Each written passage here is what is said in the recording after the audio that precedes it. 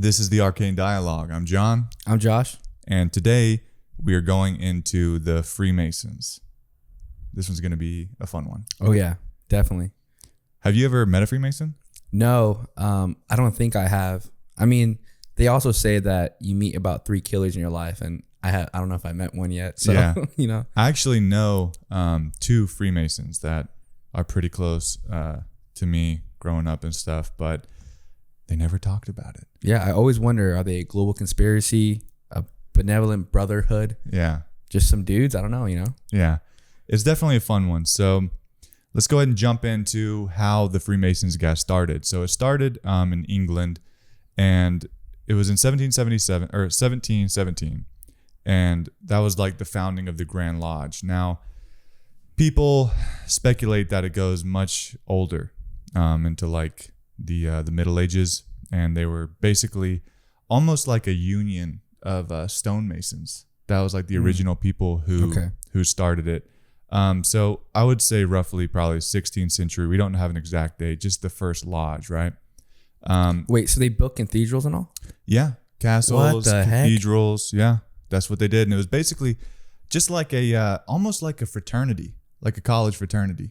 That's how I imagine it. You know, just a couple of bros getting together, and they wanted to make sure that probably they got fair wages and were treated equally. So like an upgraded philosophical frat. Yeah. Okay. Yeah, that's basically how it started. Supposedly. Who really knows? You know what I mean? But yeah, medieval Europe, and then pretty much it traveled like wildfire, right? Like these guys, they started like blowing up, and it was like the hottest fraternity on a university campus. That's crazy. Yeah, these guys, like everyone wanted to be one. And so they basically just went to France, Ireland. They were already in England. And they just started going everywhere, and then basically stopped so much with the stone building, and then they started, instead of using stones and tools, they started using symbols and ideologies, which is more dangerous, right? Yeah. The pen is mightier than the sword. That's crazy. Yeah, so it's pretty weird. And eventually it came over to the U.S. So if you don't know, this is taught in history books, the United States was founded by Freemasons. Like Christopher Columbus, or you're talking about like all the people who George Washington and them? yeah, everyone like who founded the United States, signed the Declaration of Independence, they were all Freemasons. That is something I did not know. Really? No, I did not know that. Yeah, that's not even a conspiracy, that's a fact. What the heck? Yeah. Our founding fathers were all Freemasons. Maybe I was taught. Are we taught this in grade school or no? High school? Yeah. Oh, we are? I mean, I don't know. Maybe I forgot. I mean, I don't know if it's like an important chapter, but it's definitely in there. I mean, it could be important. Yeah. If you think about it. Yeah. What the heck? Yeah, all of our founding fathers were Freemasons. Okay. Yeah. George Washington, Benjamin Franklin, Mozart. And there's millions of members Voltaire. worldwide now, right? Oh, yeah, dude. Yeah. So basically, too, I want to get into, just before we get into the actual conspiracy things, it's interesting, right? So there's interviews with different Freemasons online you can look at, but they're not really allowed to talk about it, right? So Freemasons are a very secret group nowadays, and they're not just stonemasons, and they can range from anywhere to police officers, to military service members, firemen, Really? teachers. Everyone can be a Freemason. And the 2 Freemasons that I know, the most normal jobs you could ever imagine for somebody, and they have a rule that they talk about. They'll come up to you and they'll just say, "Hey, all you got to do is ask to join."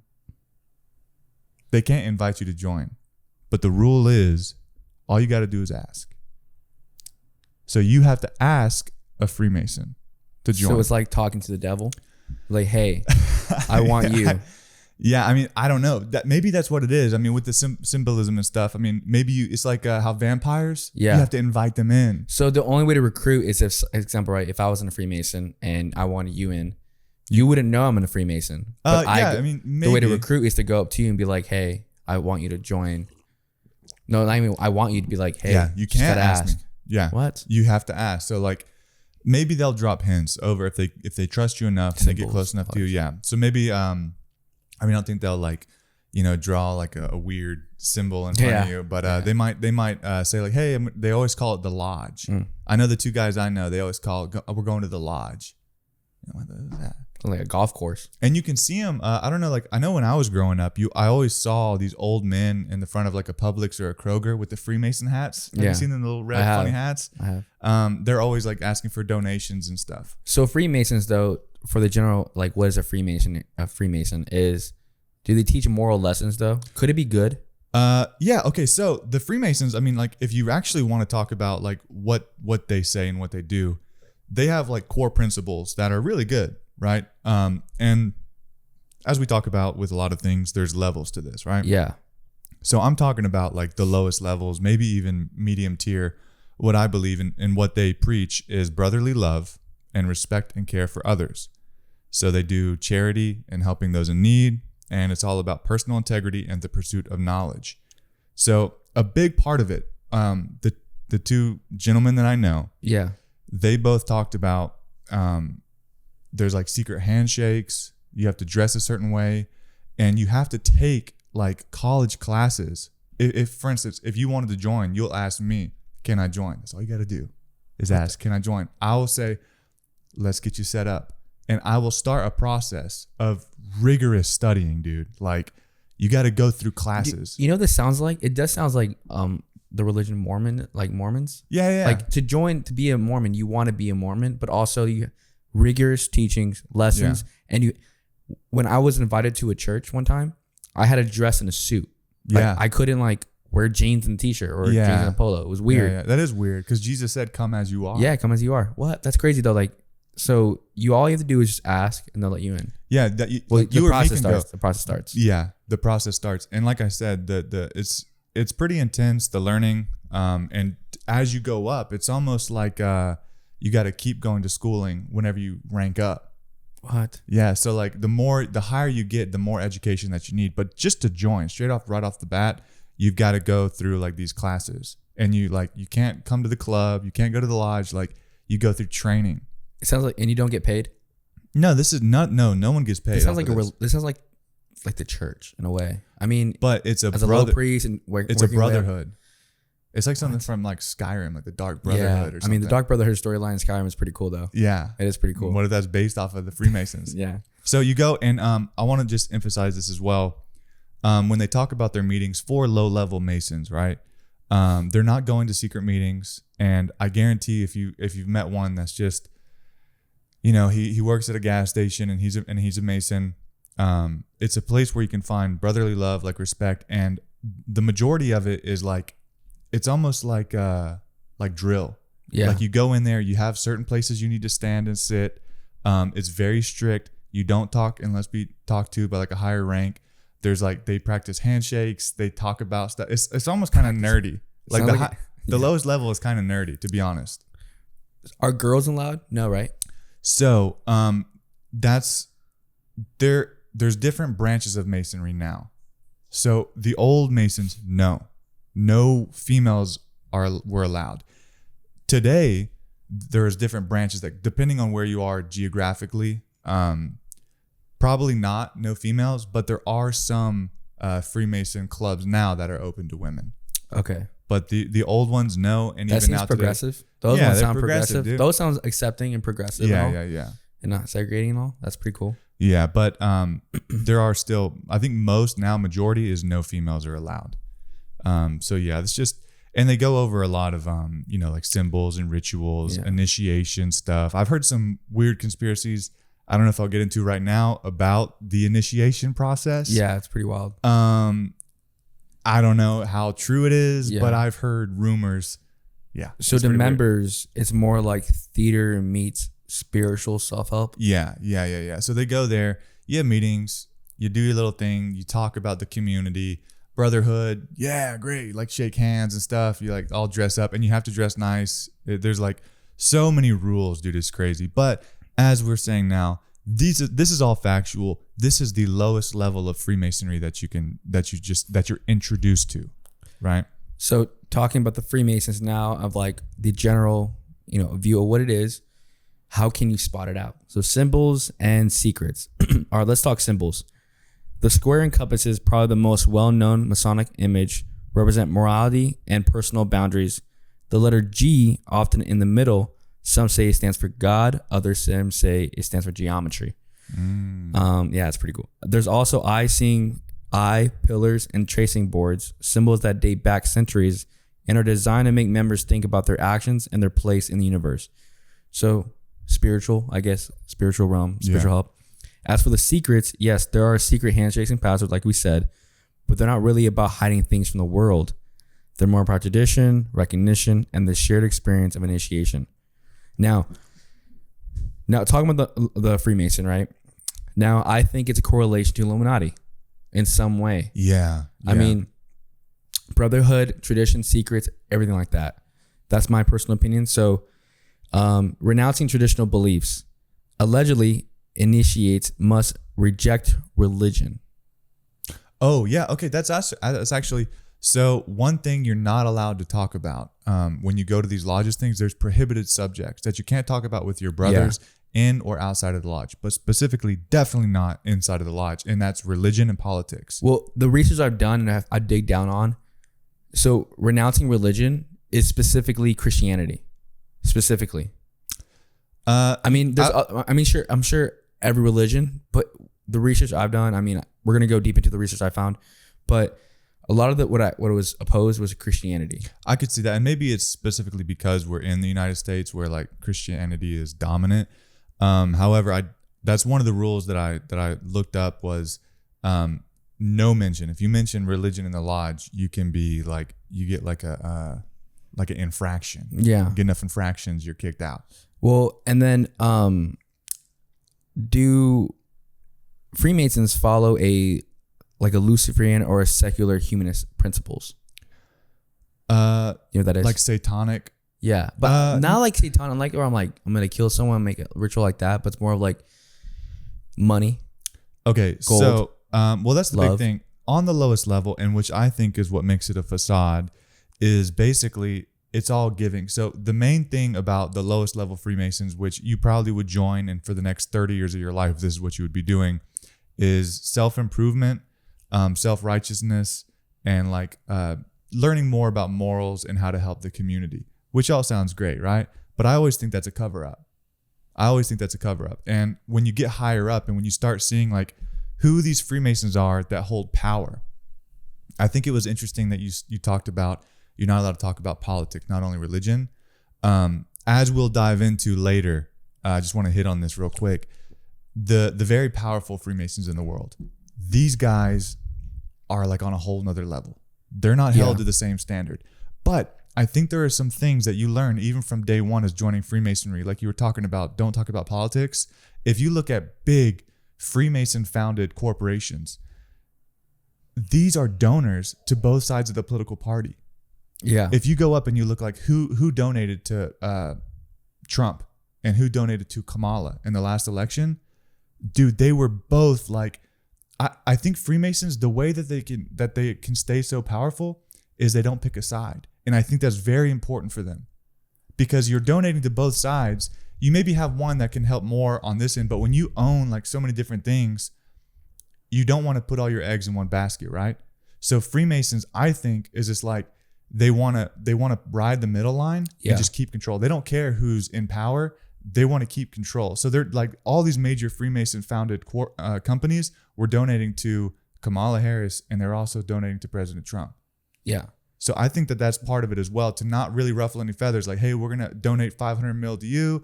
We're going to donate like 419 mil to you. Yeah. Let's like ride the middle. Ooh.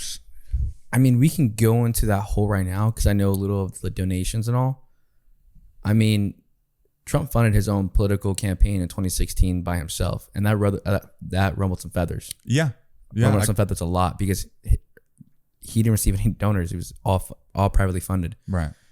2024, I don't know much on. They both, so their campaigns both, I was looking up when it was going on. It was weird, man. There would be like, I can't remember like specific companies, but I just mean like if you're looking at like Sam's Club or like these other things, like big people who own these companies, right? They were like not exactly the same exact amount, but like for instance, like some big banking company I don't want to name one because I don't want to be wrong, but if there's like a major banking company would donate like a large Bank of amount. America, I know. Yeah, like maybe they donated like $1 million to Kamala, maybe they donated like 2.13 million to Trump. Mm-hmm. But I was like, that's so weird. If I was supporting a candidate, You always support one. why would I be donating to both of them? Yeah. But it makes sense because it's like, hey, I donated to you. Like whoever wins, it's like I donated to you to help your campaign. But like I think that's the whole point, because Freemasons are playing the long game. They don't care about the next 4 years. Well, if you look at the past 4 years, I don't know if you noticed, but religion wasn't really a topic we were talking about on the top of the government. We were not talking about religion the past 4 years. Now, think about it. Right. Here we go. Think about it, right? Easter last year wasn't celebrated for Jesus' resurrection. It was celebrated for another reason I'm not going to get into. Or Merry Christmas, you couldn't say that sometimes. Happy holidays. Happy holidays. Yeah. Sounds like a Freemason in my opinion. Yeah. So I think, like I said, okay, so Freemasonry, Illuminati, shadow government, one world order, the three major corporations that rule the world, all these different things. There's probably intertwining and intermingling between all these different branches. I don't want to say one's doing it all or say whatever, but I think that it's all mixed in together. And I think that honestly might be wokeness, which is, it could be constructed by one of these, but I think like the wokeness of like, you're not allowed to say Merry Christmas. You're supposed to say Happy Holidays, you know? Where you're going way towards religion. I mean, and it is. And I'm saying, I think that was the cause of that was because of wokeness. People were afraid to like upset people or like insult people. But at the same time, those could be ideologies created from like a master plan of these different organizations. Could be the Illuminati, could be Freemasonry. Yeah. So going to the secrets and the symbols again. So I'm doing a correlation to Illuminati because I feel like it's very important. Because Illuminati is very similar to the Freemasons. They're really weird. Very similar in some way, but they're both weird. The original Bavarian Illuminati promoted rationalism and free thought. I think that's self-spiritual help. I think free thought of helping others in any way, it's your own world, I guess. Yeah. Not Satanism, but modern conspiracies twisted that into devil worship. I mean, in a way that means like, people think, it's devil worship, Illuminati to do this, but honestly, it's just rationalism and free thought of doing what you're of your surroundings in a way. Prove loyalty. I mean, Freemasons prove loyalty, right? Via rituals. Like if I told you, right, to go down the street right now and run naked for this group and you do it, that's loyalty because now now pretty much I have you now. I mean, so initiates are said to go through secret initiation ceremonies, sometimes mimicking or exaggerating Masonic rituals. You know what Masonic means? What? So sometimes mimicking or exaggerating Masonic rituals. Yeah, Masonic. Yeah. The Freemasons. Yeah. So these often include symbolic oaths, blindfolds, and acts of obedience. Some rumors suggested humiliating or compromising acts to ensure silence, like blackmail material. Blackmail. And I'll just say real quick, don't take what I'm saying. This is allegedly. I've heard of a story of somebody joining a higher level of Freemasonry, and they basically like put a noose around his neck, a knife around his testicles, and had him against the wall, and they took pictures of him. That's crazy. That's what I heard. And this is not like didn't read that on the internet. I heard that from somebody. I'm just saying. I mean, like 2 weeks ago, we heard about a freaking broomstick up someone's butt. Yeah. Like, what the heck is this going on? I don't know what that could have. Yeah, that was different. But real quick on the symbolism thing. You know how we talked about Freemasons founding the United States? Yeah. So on the US dollar, when I was a kid, I was obsessed with this because there were so many cool things about like the pyramid, about like how you can fold it a certain way and you can see the Twin Towers and stuff. Like, have you seen that before when people like? No, I have not. It's pretty crazy. Like you go up like every like $5, $1 or $5, $10, $20, $50. You can see like the towers. You fold it like in half, and you'll see geometry. Talk about geometry. You can see the Twin Towers being crashed into and like explosions, smoke, what the heck? And going down. It's pretty crazy. I'll show you that on the computer later. So that was that was a weird one. 13 stars above the eagle. We talk about numerology being important. 13 is a major number.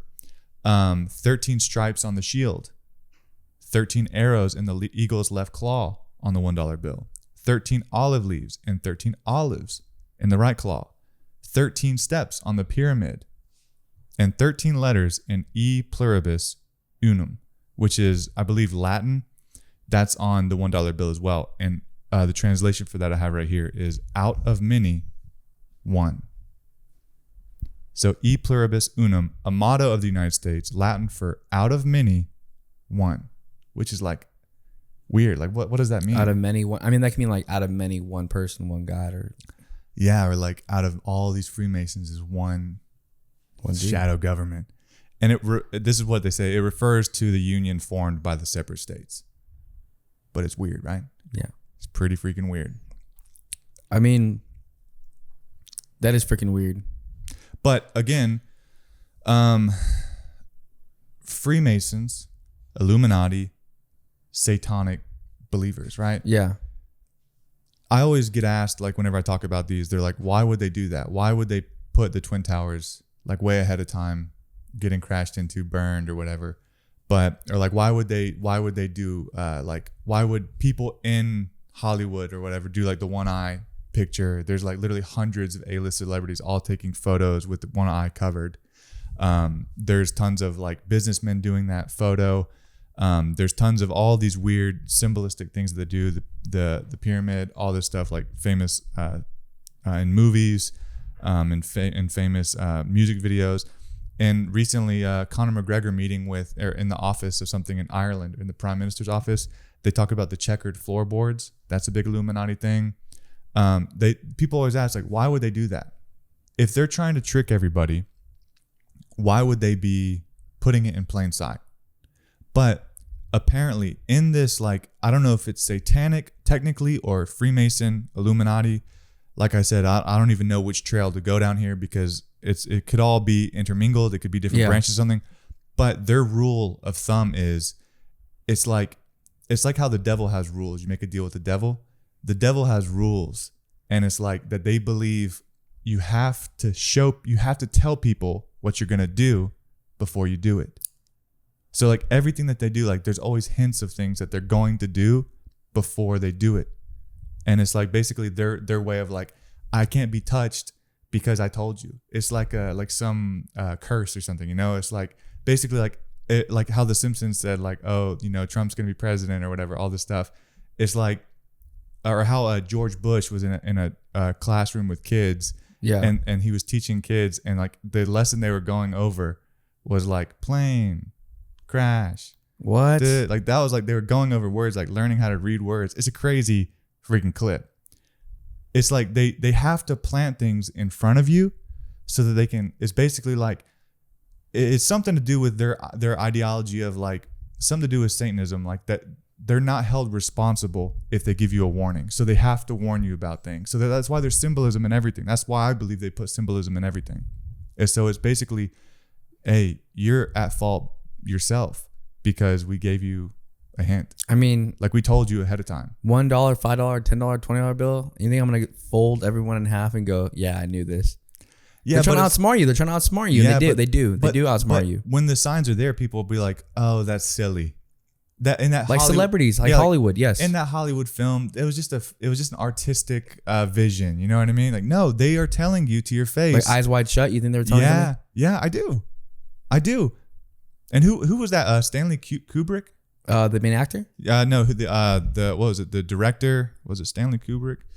Was that one? Eyes Wide Shut is a good movie. I think all our watchers should watch that movie. I think. Yes. Okay. Stanley Kubrick.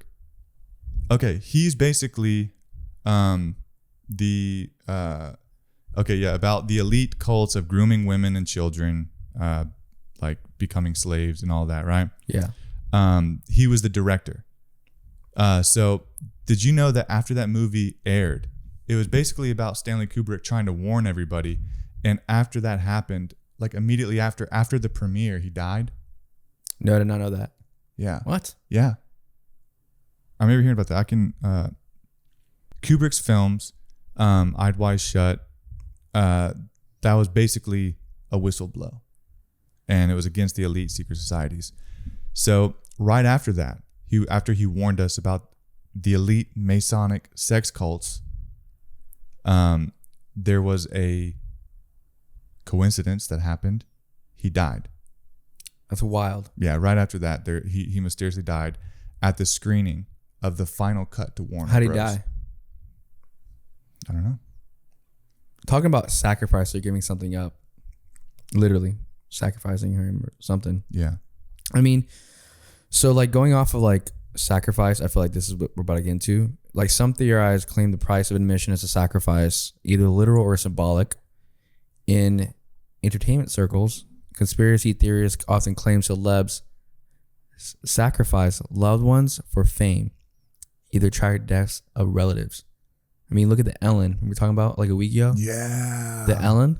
Yeah. The wife. Yeah. How she was, her car crashed into a house. She was sent out in a. You guys have to watch this film. It is gnarly. Look up Ellen's ex-wife. Yeah, she was in it was a car accident or something. Yeah. And she was getting pulled out, and she was in a body bag. Now, if you're in a body bag, that means you're dead. Yeah. No matter what. And no ambulance is on scene. Yep. And what's the crazy part about it? The firemen on scene, the ambulance on scene, there was no patches. They were just in yellow suits. That's what it was. There was no like EMS. It was basically firemen came. There was a fire truck and an ambulance, and there was only firemen, no police, anything. They went in. There was like a car on fire. They pulled this lady out in a body bag. There's like a helicopter over, and they're pulling her out in the body bag. They're all holding her down, unmarked uniforms. They wheel her all the way over to the ambulance, and right before she gets in the ambulance, the news reporter's like, "She's dead. She's already dead." They already have the story written of who she is and how she died and blah blah blah. The bag is unzipped, and she comes out like a horror movie, flinging forward, like freaking out, asking for help. And the firefighters like freak out and shove her in the ambulance and slam the door. And what's crazy part? Tell the watchers of like what she was doing like before the incident. Yeah, so she was making a documentary, basically another whistleblower incident of the Hollywood elites and child sex trafficking and all this crazy stuff, like a big documentary that was another one, like what was the one that the Sound of Freedom or something? The Sound of Freedom? Yeah, the movie another controversial one. It's like, why? And no one in Hollywood was funding for that. Yeah. Why are these controversial? I mean, because people are going to be blackmailed and all that kind of stuff. I mean, Hollywood's corrupted in its own way. Like, I mean, talking about a sacrifice right there. Talking about sacrifice. So I think it goes into, there's basically like, and we're not. I just want to let this first out. This is all conspiracy. Allegedly. We don't necessarily, truly, 100% are telling you this is fact, and we believe in it. We're just telling you the conspiracy theory. Yep, that's it. Our hands are clean. Yep. So there's different witches apparently in Hollywood too that belong to the Masonic order, and that's why we go into like. Oh, dude, I Spy, Doja Cat. Oh. Yeah. Okay. So Doja Cat's a big one, right? So Doja Cat, she's basically like brainwashing. Katy Perry. I have Katy Perry. Yeah, Katy Perry's one as well. Lady Gaga. So these are all, and it goes back forever. I mean, it goes back into like heavy metal, like the heavy metal, the sign of the devil. Yeah. All this stuff, and it goes in. And it's funny now. Like I used to have this old lady neighbor that I just didn't get along with, didn't like her at all, and she would always say like, "Don't listen to that music. That's the devil." They always say music is the devil. All these old ladies, and I was like, "Oh." Brother, get out of here with that woo woo. Yeah. And now it's like flopped. And now there's a conspiracy theorist like, did you hear that? That's the devil in the song. That's the devil. And it's funny. It's like it actually changed around. Yeah. And now I'm like, dude, she might have been right. Yeah. It was the devil. So like there's witches like Beyonce, which I don't know if you've heard the whole like you got to thank Beyonce whenever you get an award. Or you're basically like there's a whole thing with like what's her name, Sia or something. Oh yeah, Sia. Yeah, and like there's a whole deep thing. There's so many rabbit holes you can go down. Look at another conspiracy theory, alleged. Have you seen Ariana Grande recently? After the witch movie? Yeah. And she lost so much weight. Yeah, and she's like all like lethargic, and she's like crazy, crying all the time. Her and the other girl. It's crazy. Weird. But I think there's witches like there's different ones, right? So like Jay-Z and Beyonce are in charge of like the music ones, and that's why you always have to thank Beyonce. That's also why I think that like Kanye ran up on stage whenever Taylor Swift won. He was like, Beyonce should have won for best music video or whatever. I think he was saving Taylor Swift because she didn't thank Beyonce. I just think that. I don't. Oh yeah. He was like, because she didn't thank her. So everybody thinks Beyonce for some reason. I mean, she won country artist this year. How is that possible? Yeah, there's definitely like they have crazy, like I think they fund a lot of it too, and they're in charge of like all the different productions. But another one is there's this lady in the fashion industry, and like I said, we can go into what was the thing with was it Dolce and Gabbana or Balenciaga? Yeah, all the stuff that Balenciaga did. Oh yeah, there was like the child stuff and everything. Yeah, like that? They have like all this symbolism of like child predator symbolism and all this stuff in like their ads and stuff, and like sexualizing like young it's kids disgusting and yes. stuff. It's and they're terrible. still a company. Yeah, and people found out about it and they don't care. But there's another one. Her name is Michelle Lamy. This girl, she was born in France. She's an artist, fashion designer, performance creator, and people call her. I'm going to show you a picture of this girl right now. People call her like the witch of Hollywood.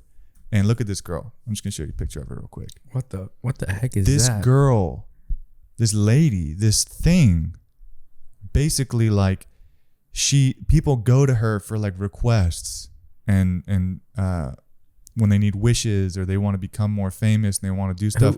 She's like an evil old witch, dude. It's completely insane. But that's wild. She's known for like her black stained fingers, her ritualistic jewelry, raspy voice. She's like an oracle, they believe, in Hollywood, that she's legitimately like, she's like some weird oracle. So there's weird stuff that these people in Hollywood that they submit themselves to, all for the hope of being famous. Well, think about like if it like adopting alter egos, program identities. I feel like. Yeah. So there's a popular theory that members are MK Ultra programmed, split into multiple personalities. Think Beyonce's Sasha Fierce or Nicki Minaj Roman. This is tied to the monarch mind control theory, all speculative and based on distorted versions of real CIA programs. Yes. Mind control. Yeah, there was actually a CIA on their website. They had a book there that explored secret societies, elite family control, and the 13 bloodline theory. I don't know if you've ever heard about this, but another thing, 13 again, it was basically called Bloodlines of the Illuminati. And this was in the CIA's public reading list. And it goes over 13 ancient bloodlines, the Rothschild, Rockefeller, Astor, Bundy, Collins, DuPont, Freeman, Kennedy, Lee, which is a Chinese descendant one, Onassis, Reynolds, Russell, and Van Duyn. These are basically, they control what they call like finance, war, media, and policy. And they've been doing it forever, like for generations, these 13 bloodlines. And they go back into like how into like the royal family in England and stuff, like the Queen of England, all this. They were all like the husbands weren't really like the ones that were impregnating the women. It was basically like you had like they made deals with other bloodlines that was like, hey, we'll fund you during World War II, but the Rothschilds have breeding rights with all of the queens for the next 100 years of the royal family. That's dude, weird. It gets weird, dude. And when you look at pictures of like the men that apparently like the theories are, they looks eerily similar, man. It looked like Prince Harry, I think. Is he the orange-haired one? Yeah, married to played in the what's it called? She played in she's a celebrity. Yeah. They have a picture of one of the Rothschilds, which is like his dad, dude. Like they put a photo side by side, and the symmetry was like insane, like exactly the same guy. What the flip? So it's like the Rothschilds, I believe it was, or Rockefeller, I forget which one, had breeding rights to the royal family because they funded them when they were in insane debt. Like the royal family in England were going in insane debt, and they funded them to get them out with breeding rights. So there is some weird things going. Breeding rights, dude. Like a dog. Breeding rights is unnatural. Hit my neighbor up. I want a dog. And breeding rights right there. Imagine that, dude. What the flip? Yeah, it's very odd. It's very odd. So do you think there's signal, like going off the breeding rights, but also going off something else? Do you think there's like signals to your status of your symbol? So the eyes, checkboard, go heads are like symbols or you know what I'm saying? Yeah, I do. I think that. So if you're because Beyonce does this a lot. Yeah. Pyramid That's the top. I feel like. Oh, dude, one of the Rihanna tops. used to do it, and they made the song about like the umbrella. It was like a song. I remember going through and like Eminem always wore on there. He made a music video with Dr. Dre. I forget what it's called. I'll have to put the text up when I find it. But it's basically a music video about him dying. Dr. Dre finding him, and basically bringing him back to life. And when he comes back to life, it was basically talking about being death and reborn again.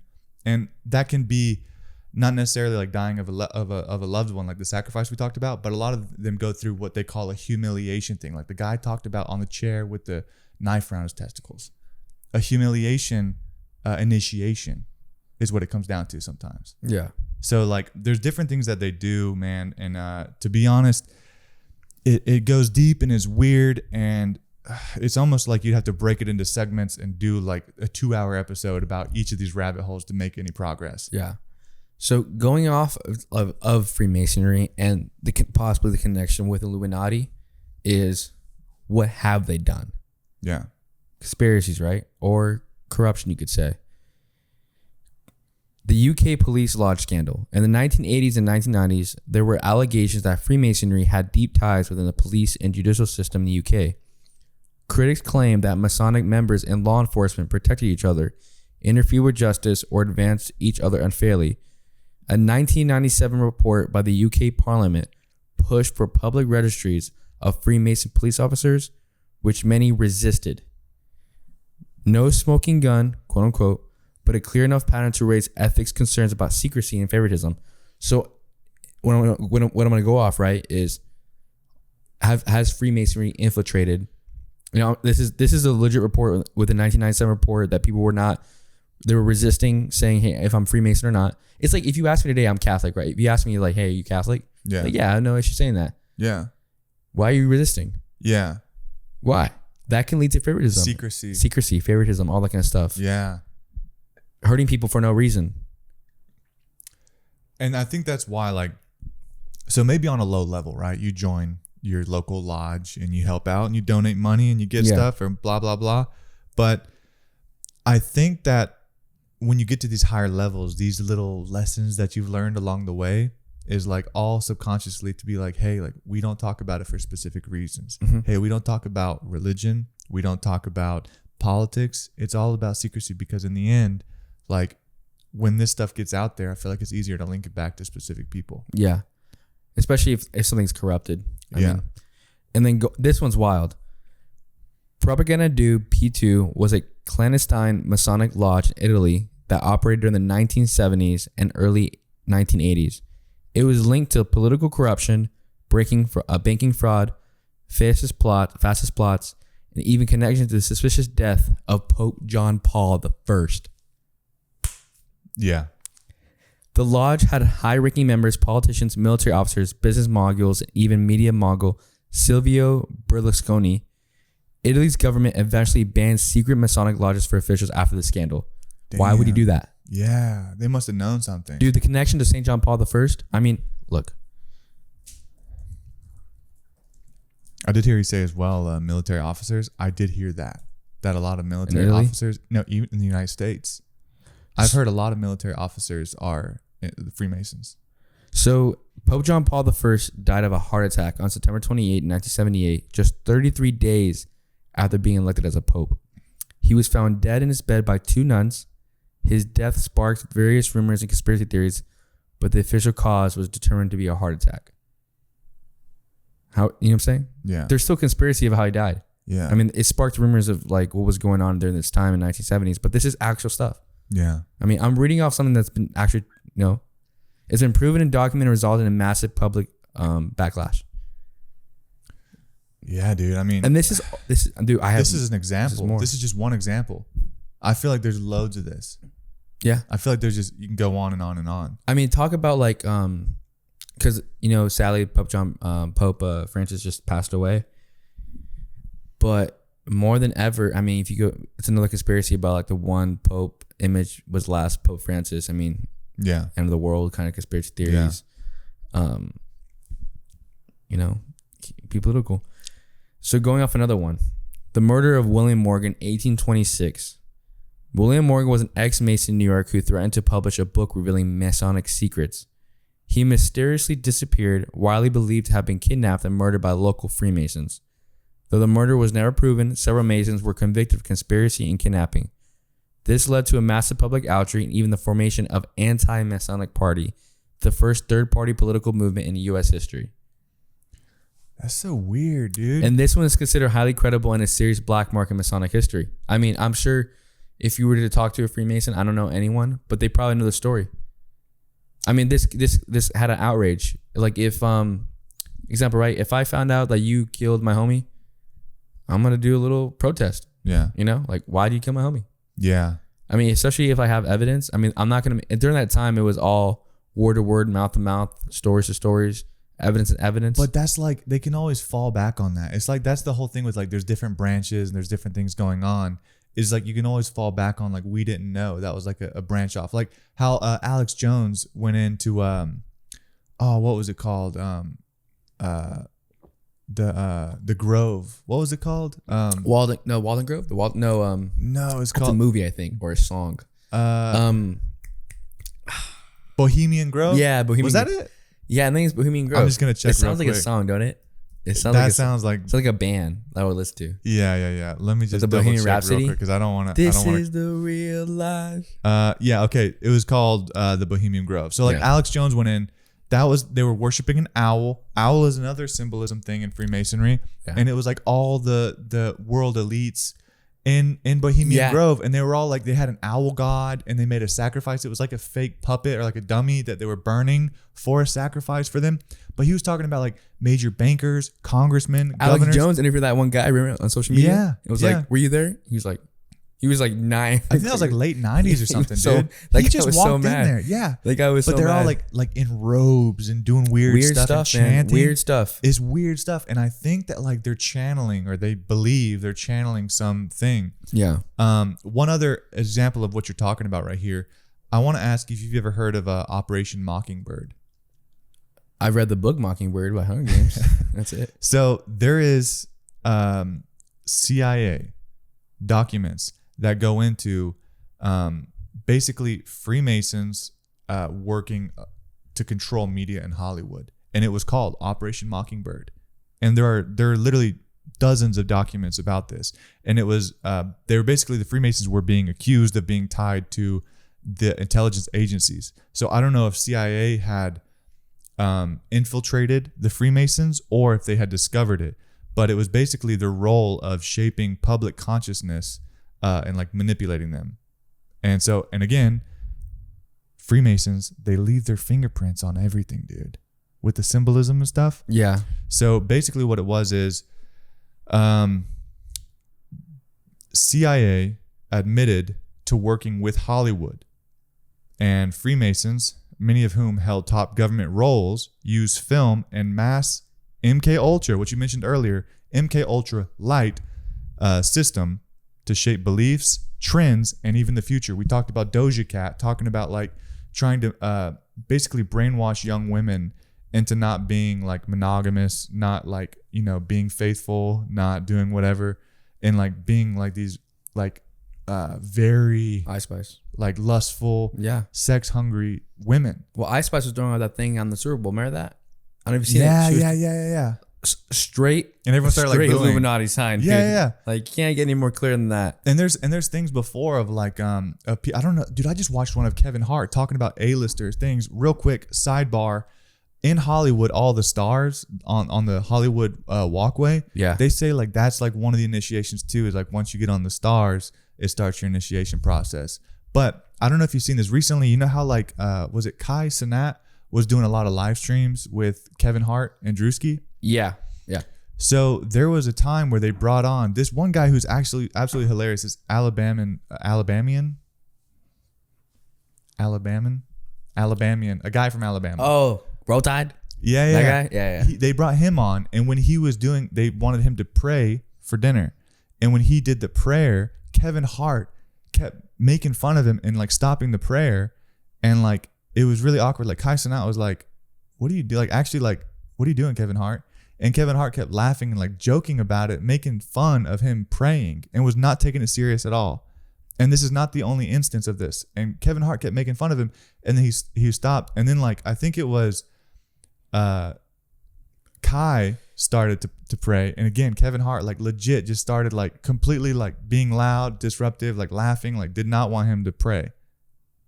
And there's other instances of the same thing, Ice Spice or whatever. Like there's like things of people trying to pray around these different celebrities, and like they won't have it. Like they roll their eyes, they make fun, like they do all these like little gestures and stuff where it's like she did like a cross with like the devil horns. That's crazy. There's instances of against this. Christianity. I'm telling you, that's the yeah. thing. I mean, maybe that's the thing, you know what I mean? But it's like they have these rules, these code of conducts, and I'm not necessarily saying that's Freemasonry, right? Because I don't, like I said, I believe that majority of the Freemasons are not of that order. Yeah. But when you get to the very top levels and these guys are running the world, like why are congressmen and celebrities in robes, naked, worshiping an owl god in the middle of nowhere? It's weird. It's weird. Do you think there's actually like power to doing that? Like submitting yourself to the devil and letting the devil in, selling your soul basically for that? Do you think that there's... So the only way I could see that, right? So the devil's works with money, I'd say. Money, greed. So example, right? If I'm a multi-billionaire, and you're a millionaire, right? Yeah. Or if you're just a low millionaire, and I see growth in you, right? Yeah. But I'm a worshiper. I'm like a devil worshiper. Devil worshiper, right? I'm not saying all Freemasons are like that. I'm not saying that all. Majority, like you could say, majority of Freemasons are good, right?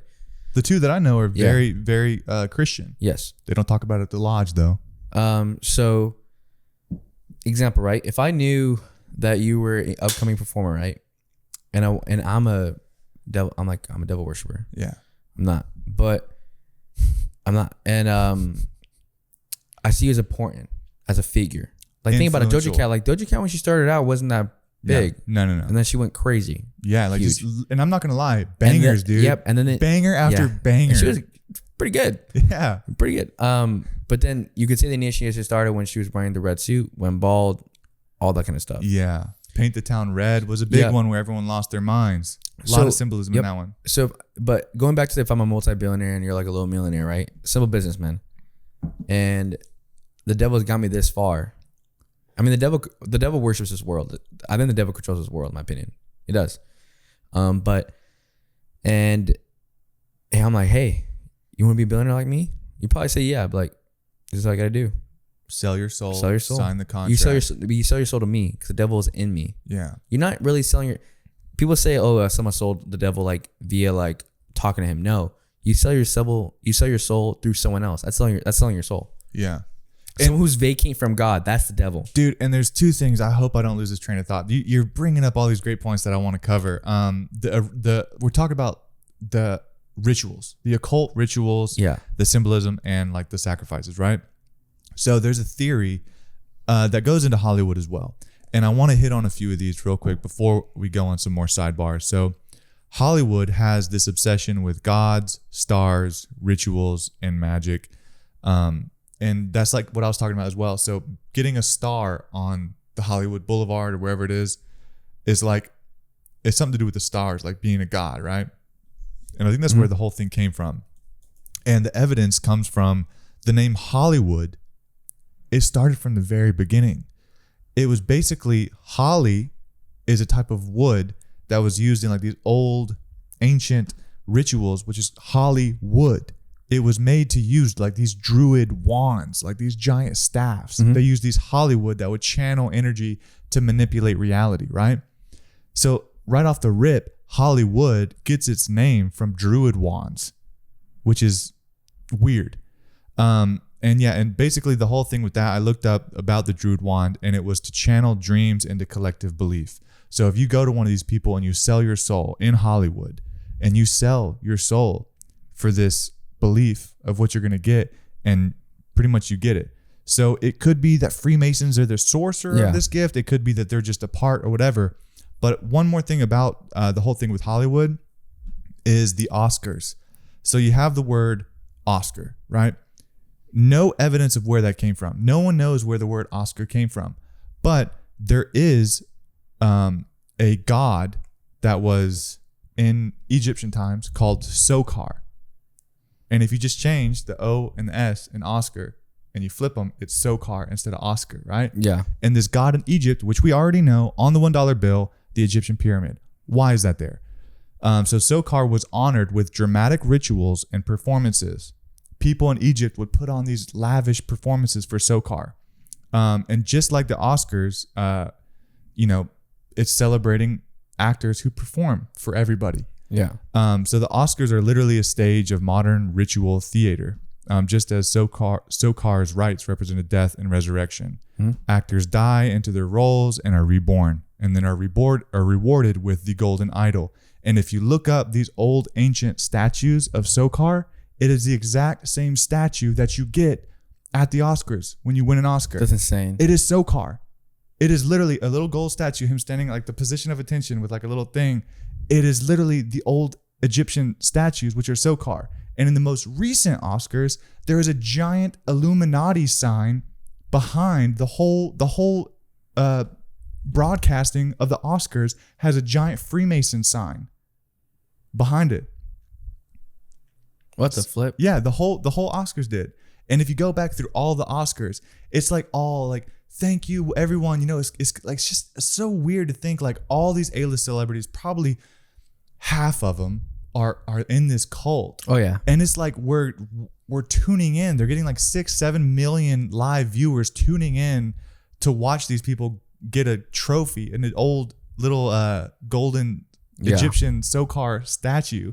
And we're like cheering at home and crying and listening to their speeches. It's like they're putting on a show for us. And why are we worshiping them? Like becoming a fan. Growing up, I was never like a fangirl over any actor or actress. You know what I mean? Yeah. I was never like, but some people go crazy over this. K-pop idols, especially, all these different things. Like, dude, people go nuts over celebrities. Pay attention to everything they do. Like, they're like gods to people, man. Mm-hmm. Well, going off a little conspiracy too. Now, you probably don't know what I'm about to say right now, but I'm going to teach you a little right now. So some conspiracy theorists claim that Freemasonry is involved in occult rituals, Satanism, and dark spiritual practices. These claims often cite use of symbols like the Baphomet, which isn't part of mainstream Freemasonry. The Luciferian interpretation of Albert Pike's writing. You know who Albert Pike is? No idea. Misquoted and out of context. So I'll tell you about Albert Pike's. So Albert Pike was definitely an author, a Confederate general, possibly a Klan member, and there's a number of letters written by him that exist. Okay, so there was someone on TikTok I was watching. He predicted pretty much three world wars. He predicted, like, talking about predictions, right? Yeah. Okay. I think I know what you're talking about now. I think I know where you're going. Okay. So pretty much Albert Pike pretty much predicted 3 world wars. He also in 2020 his statue was taken down because he was part of Freemasonry and was also assimilating part of the Ku Klux Klan. Was he? This was in the United States. And he was a Confederate. So a Confederate States Army general who served as an associate justice of the Arkansas Supreme Court and was in exile from 1864 to 1865. A prominent member of the Freemasons, Pike served as the Sovereign Grand Commander of the Supreme Council, Scottish Rite Southern Jurisdiction from 1859 to 1891. He went to Harvard, but assuming in his writings, though, he claimed to predict 3 world wars, and this was before World War I. Damn. So world wars were even a thought. Yeah, I wonder what his actual and quote was. And supposedly they were in detail. So, I mean, I could find it for you. Yeah, while you look that up, I just want to hit a few more things about the Hollywood thing. Just a couple ones. The red carpet symbolizes the blood path for your initiation, and as well as the Oscars occur near spring equinox, which we just talked about in episode 2 of the ancient Egyptian pyramids. Yeah. They're obsessed with equinoxes. Sorry, continue. No, you're good. So the claim, right? The theory suggests that Albert Pike, a 19th century Freemason, wrote a letter to Josephine Mazzani in 1871 outlining a plan for 3 world wars. What year was this? 1871. Okay. These wars were supposedly intended to bring about a new world order. Illuminati. Yep, and the triumph of Luciferism. Illuminati. Now, what is wrong with this evidence? There's not a lot of evidence of this. Okay. So that's the issue, right? But talking about predictions, right? And what you want in the future. You know, like the Twin Towers? Yeah. And dollar bill. Yeah. I mean, it's fairly possible that he's predicting or he's saying, hey, this is going to happen. Yeah. And I mean, we could go down a whole rabbit hole about the symbolism and like say, okay, well, how did they know we were going to get hit by terrorists? Or how did he know there was going to be a world war? But that's when you get into a very, very deep and dangerous conspiracy theory where you start treading the territory between schizophrenic and truth seeker. And you start wondering, okay, this was orchestrated. You know what I mean? Some of these occurrences were orchestrated. Yeah, and it seems like they're controlling Hollywood, finance, and you could possibly say even governments. Definitely governments, man. I would say all of them. You know, but the New World, they like Freemasons have been connected to, like I said, the New World Order, the Illuminati, what we've been talking about, and just about every historical mystery you can imagine, from the founding of America to the moon landing. The moon landing. We need more episodes, dude. I want to go deep. But so talking about as we've been saying, there's a connection to Illuminati and Freemasons. We've been saying it the whole time. Here are some connections. Similar structures. Both groups use degrees, rituals, symbols, and secret oaths. But the purpose of those structures was different. Freemasonry focused on the moral and spiritual development. The Illuminati was more political and anti-establishment. So, feeling the fire, right? In the late 1700s, after the French Revolution, writers like Abu Burel and John Robinson claimed the Illuminati had infiltrated Freemasonry and were behind the revolutions. In the 1700s... Dude, okay, that makes sense because in 1717 is when these stonemasons basically had the Grand Lodge. But it talks about back in the medieval ages, them being started. That's completely possible that they just took over this fraternity. Well, and possibly, so I'm trying to not say much.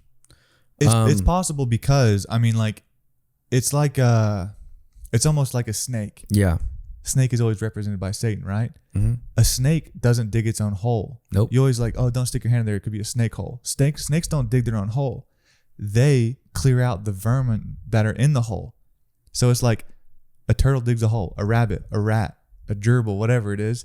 A snake takes the hole of another critter or kills it or whatever. So it's like the Freemasons probably started off good with good ideals. Yeah. And the Illuminati came and planted its fangs into them and took its whole. Yeah, so yeah, and the ideas of Freemason Illuminati could equal world domination. I mean, talking about the founder of Illuminati, Adam Weishaupt, 1776, not a Freemason at first, but he later encouraged Illuminati members to infiltrate Masonic lodges. Saw Freemasonry as a useful cover to spread Enlightenment ideals and recruit new members. Adolf Franz Friedrich von Koenig, I'm probably pronouncing this wrong, but I'm trying my best.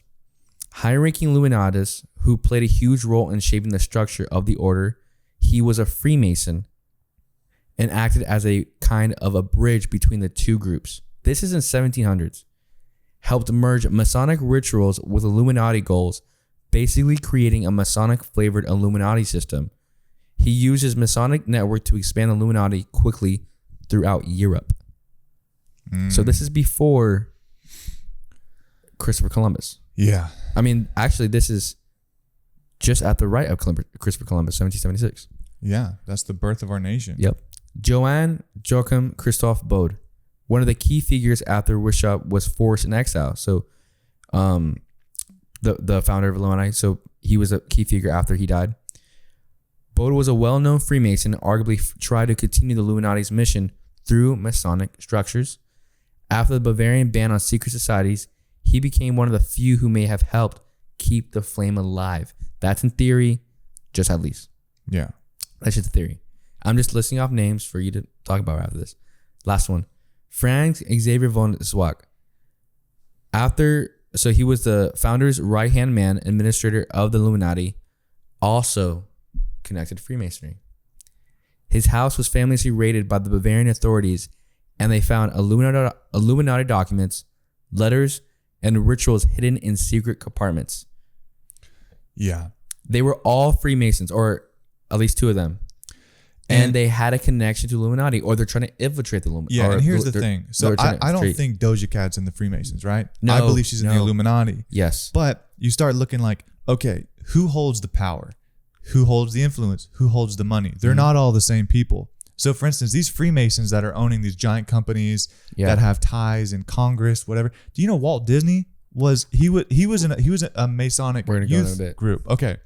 So you have people, the CIA, planting their claws in it. You have major CEOs of companies. You have people in our government. You have everybody from the top to the bottom, and to your local government and your mayor and shit is probably in the Freemasons. So you have everybody in the Freemasons, but they're probably planting their little seeds into these artists, which I don't think that Jay-Z and Beyonce are Freemasons.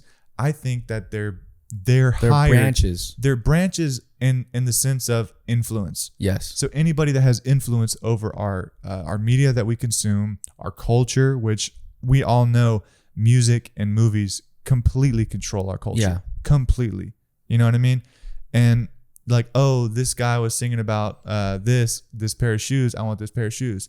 There's a whole thing about that, about how Henny got started. Henny was like this shitty beverage that nobody wanted. And I forget, it was Lil Wayne or somebody made a song about Henny. And it was like, all of a sudden, everybody was buying Henny. Every rapper was rapping about Henny. And the distillers that were making Henny couldn't keep up with it. So there was like years where they were just like, didn't have any. Until now, they've caught up. But it was like just a simple quote from a song that Lil Wayne didn't even think about, just created. Like, that's how powerful artists and these actors and these directors control our culture. So of course you want to plant your talents into these people and try to sell their soul to manipulate the way we think about everyday life. Yeah, and you know, the best question I think everyone's gonna ask: can you join? I mean, you can't. All you got to do is ask. Yep. If you're over the age of 18 or 21, you could possibly join. I will not join. I will not. But I mean, it's kind of like you enter as apprentice and the fellow craft, and finally a master mason. That's what they say. Yeah, and like I said, the Freemasons, I feel like there's levels. If you're your local fry cook and you want to join, go ahead. You could probably do some real good for your community. But if you're the next like Ed Sheeran and you get approached and they're like, all you got to do is ask, you're probably going to have a completely different job set than the fry cook. You're probably going to be manipulating, selling your soul, doing a whole lot of other stuff. And the fry cook's just making some burgers for the local homeless. You know what I mean? Yeah. I mean, so going off of like Jay-Z, Beyonce, celebrities, right? I'm going to go off on Jay-Z for a bit. Frequently uses triangle, rock hand sign, also his record label symbol. Wears clothing with "do what thou will," a phrase from occultist Aleister Crowley. Now, what's an occultist? Supernatural, mystical, or magical belief, practices, or anomia. So pretty much a follower of an occult practice. Yeah. Similar to voodoo.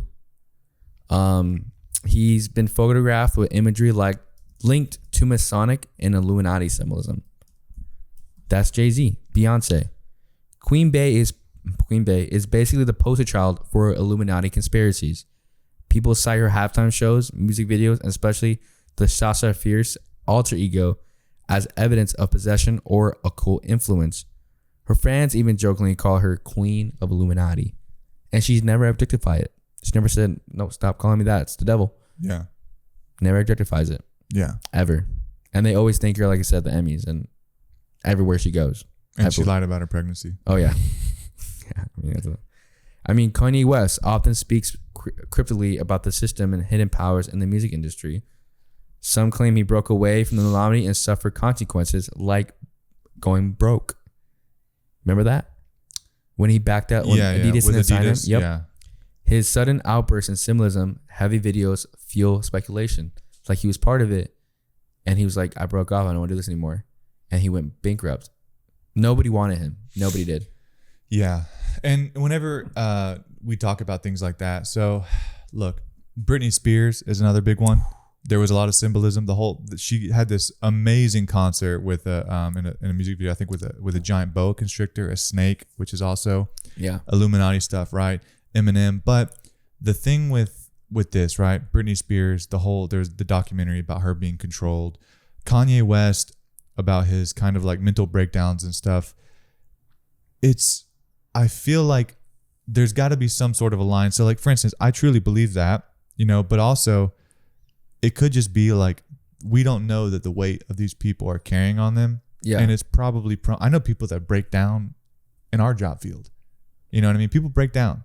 So imagine being like on a world stage. I think it's not out of the question that some of these people just can't handle the fame and the attention that they get. So I think that it's probably, I would just say, being devil's advocate here, it could also just be straight up mental breakdown from pressures and stuff. I mean, also breaking up with Kim Kardashian, that'd be pretty sad too. Yeah, and he did tweet some crazy stuff that Adidas would probably be under fire for if they stayed continuing. You know what I mean? So he says some crazy stuff. Yeah. So I mean, I back him up to an extent, and then I'm like, yeah. So I mean, hey, maybe it was the Illuminati, and maybe that was his humiliation ritual, but it also could have been the dude just probably had a breakdown as well. He was off his meds, Yeah, and not just Kanye West. Like we said before, Rihanna, how you mentioned Umbrella is said to have coded lyrics referencing initiation and submission. Yep. Her label Rock Nation ties her to Jay-Z, which fuels the web of rumors.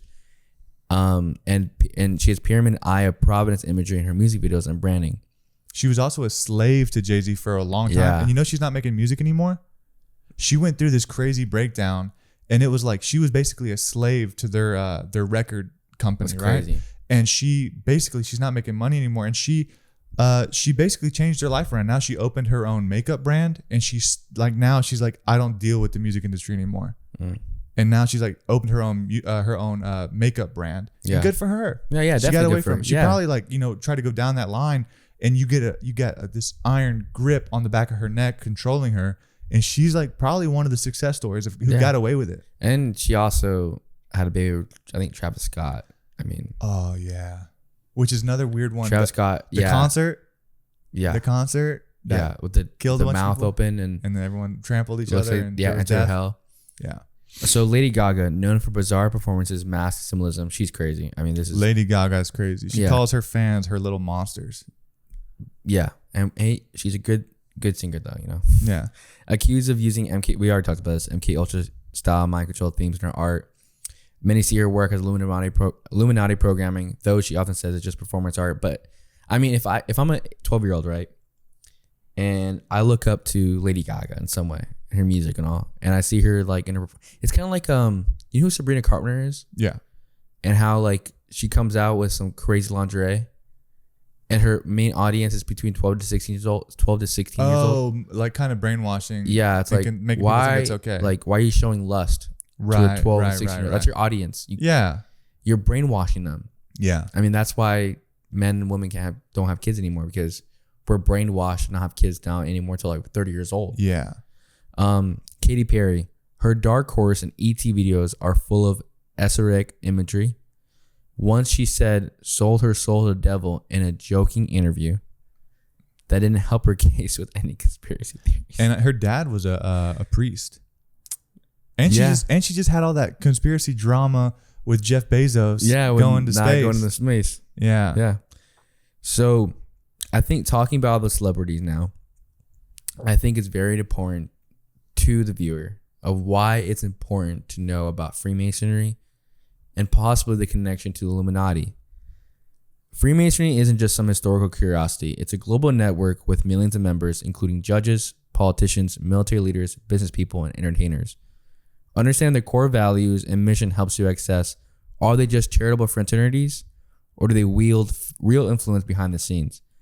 If people with power belong to a secretive group, is it fair to ask, what are they working towards?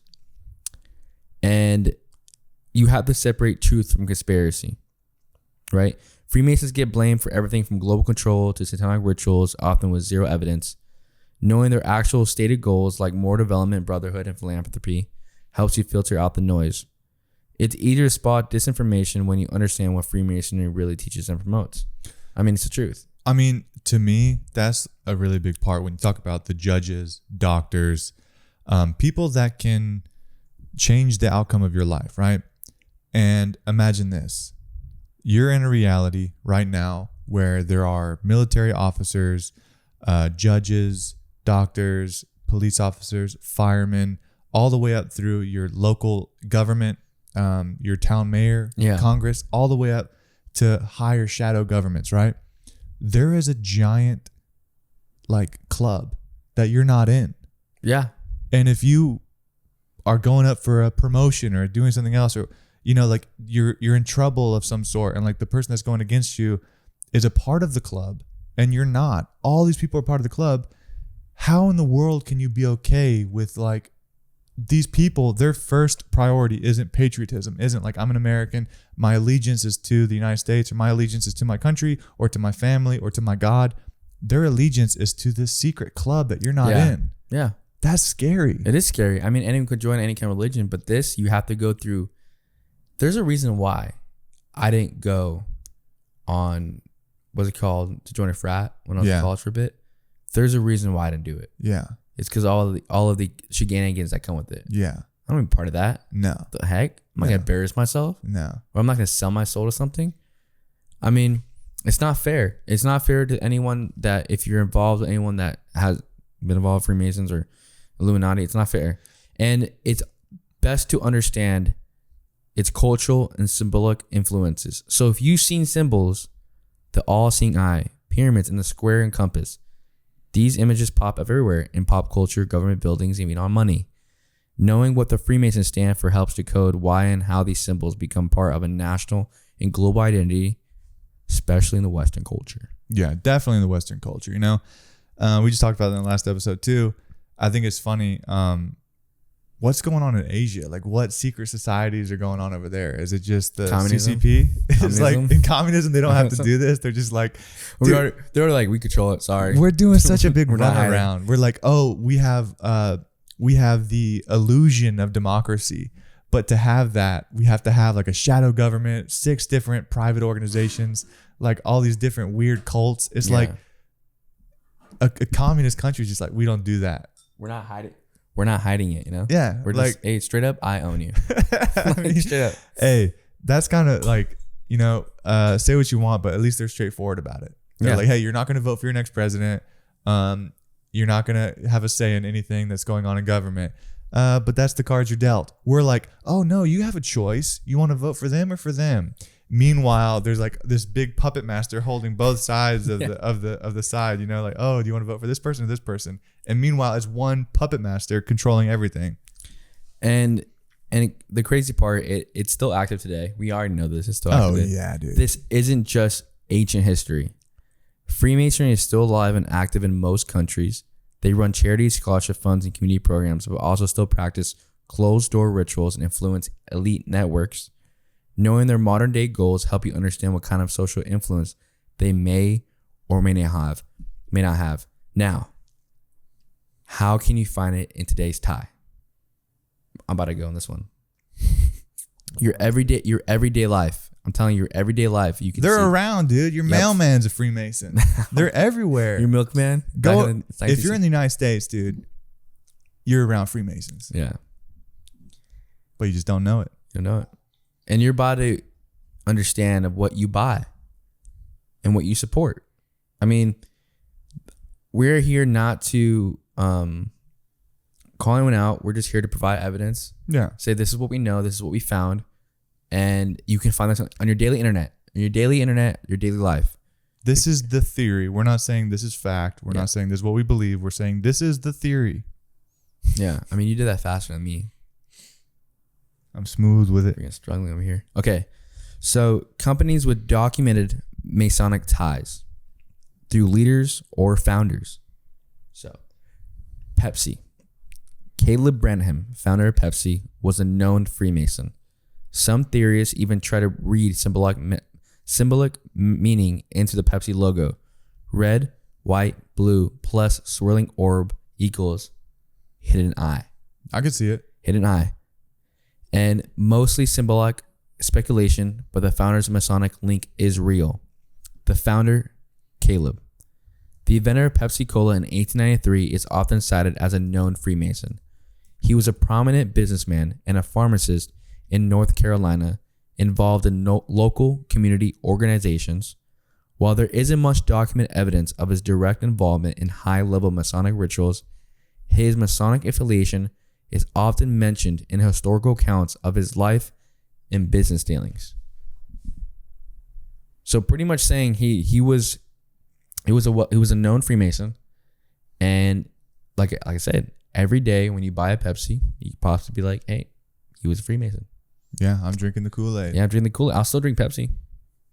I like Coca-Cola better, but yeah, Coke's probably wasn't Coke off? Isn't Coke under Pepsi? No, they're separate companies. Separate companies? Yeah.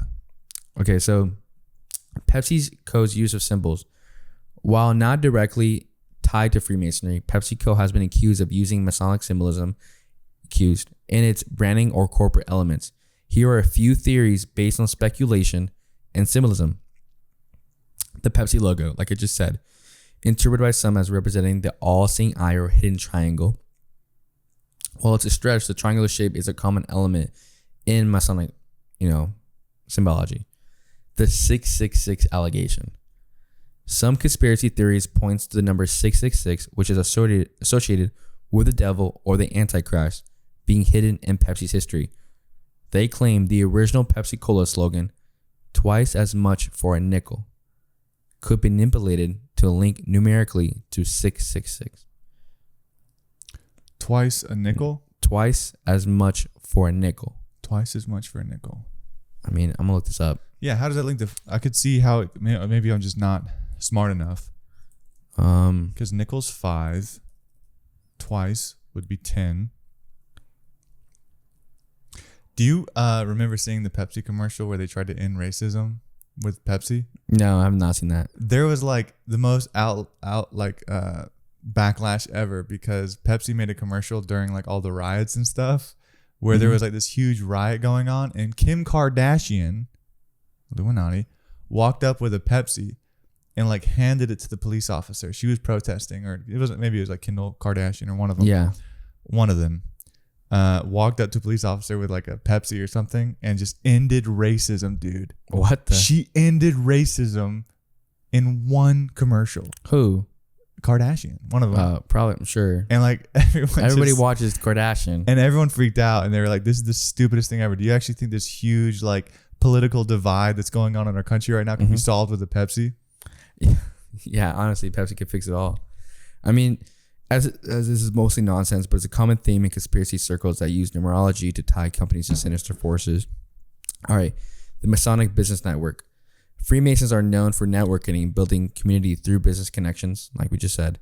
Since Caleb was a businessman deeply embedded in his community, there is a high likelihood that he knew or worked with other Masons.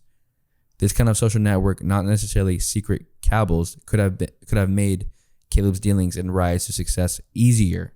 Like I said, if I was a billionaire and I offered you, you're a low millionaire or a thousandaire, and I saw like growth, easier, man. I'm gonna offer you money if you sell to me. Is that a bad thing though?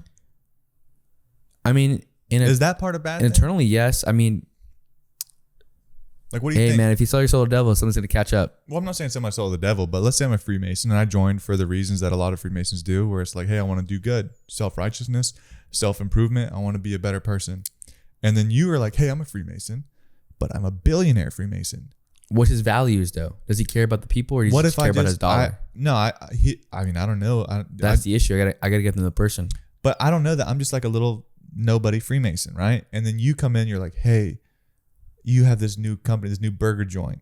Yeah. I'm going to invest because you're a Freemason. And then, is that a bad thing? Sounds like, what's it called? Shark, that one show, Mark Cuban and Shark Tank. Sounds like Shark Tank. I mean, it's in a way, I guess, nepotism because you're choosing to invest, but you have the freedom to invest in whatever you want. It's America. I mean, but like, if I tell you, right, hey, I'm gonna invest in you, but you have to do some crazy stuff. Not just investing in you. You're gonna buy into my cult.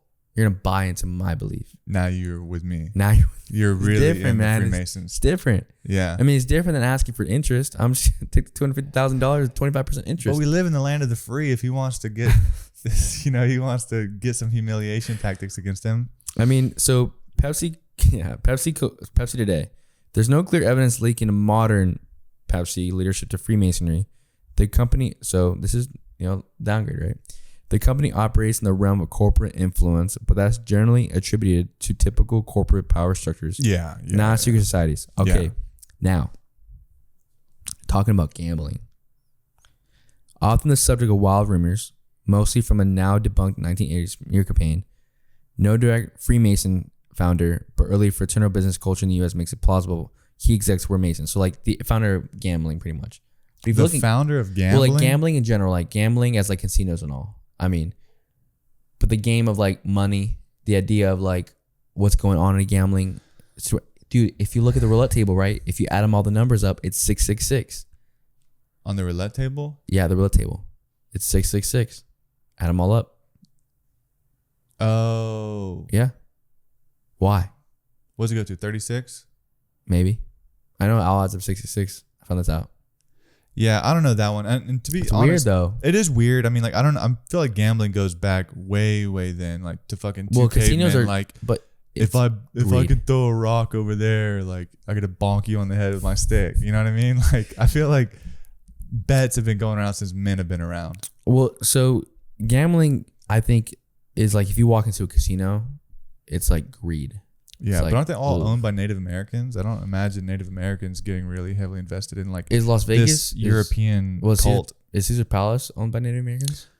I don't know what the rule is about Las Vegas, honestly. I thought they were all Native Americans. Yeah. Well, yeah, really? I don't know that. I mean, Yeah. I've been to a lot of casinos on Native American land. I mean, think about Arizona and California and like New Mexico. Like Yeah. when you enter Native American territory, that's where all the casinos start popping up. That's fair. I mean, well, it was a good thought. Yeah, I mean, it's So- interesting for sure. Going off of now, as you said earlier, Walt Disney. The 666. Yep. Walt Disney himself was not a Freemason, but he was a member of De Malloy, a Masonic youth organization. Disney parks and movies are loaded with esoteric and architectural symbolism enough to fuel plenty of Masonic conspiracy theories. So it's just conspiracy theories. So the Masonic architecture and layout of the Disney parks. Main Street, USA is modeled after turn of the century American towns, many of which were designed or influenced by Masons. Building features, columns and arches, common in Masonic temples, black and white checkerboard patterns, Yeah. classic and Masonic lodge flooring, Yep. compass-like layouts with central hubs and radiating pathways similar to the layout of Washington, D.C., which is full of Masonic influence. Oh yeah, dude. They're like the whole like DC. Like if you look at it on a map, all these like different Congress buildings like literally marks out Yeah. a Masonic symbol of where they're located. If you do like a bird's eye view, It's insane. weird. Well, Club 33 Disneyland. This ultra exclusive VIP club inside Disneyland is hidden in plain sight, located at 33rd Royal Street, and the number 33 is hugely Yep. important in Freemasonry, Yes, it is. especially in Scottish Rite, where the 30th degree is the highest honor. The secrecy, exclusivity, and symbolism around the Club 33 makes it a frequent target for Illuminati and Masonic speculation. You're seeing it in plain daylight. Yeah, I mean, look, they don't care, man. They're No. showing it to your face. Have you seen Walt Disney's signature? No. Dude, let me show you this real quick. Walt Disney's signature. I remember this was like when I was obsessed with the Illuminati in like 2013. This is absolutely insane, dude. Check this out. Oh, shoot. Yo, as a viewer, you should definitely go watch Walt Disney or go see Walt Disney's signature. I'll put it up. 666. What the flip? Yeah. And you know, like they froze his head Yeah, it did. or they froze Why him. would you froze Walt Disney's head? Dude, I don't know, man. And did you know that they created the movie Frozen?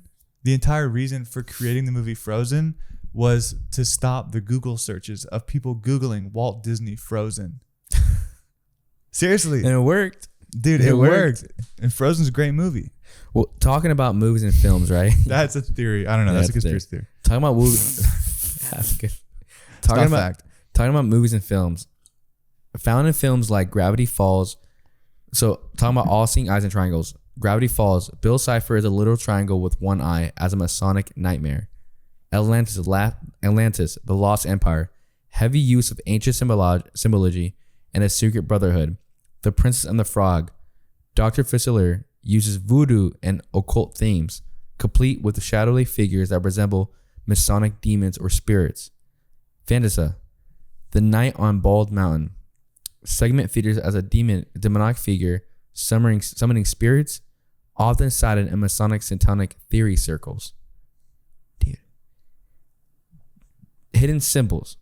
Disney animators have been caught slipping in pyramids, obelisks, and checkerboard floors. Cloaked figures in robes, secret doorways, and ritual-like settings. In The Hunchback of Notre Dame, Great movie. Yep, good. The cathedral's Gothic imagery is laced with occult-like carvings and symbolism.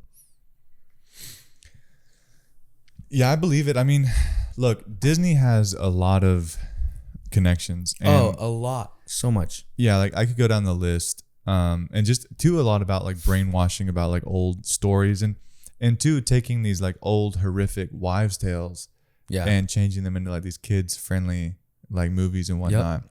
But yeah, dude, Walt Disney's crazy. And the whole thing with like the 666 in the name and everything, like there are so many companies that do that nowadays. Yeah. Like the Monster energy drink. Yeah, the 66. Yeah, it's like the mark of the beast, and it's like the 6 and that's like the claws. Google Chrome is apparently like the circle. It marks out perfect like 6s. So yeah, I mean, you got symbolism in Walt Disney movies, and like his old fashioned cartoons and whatnot.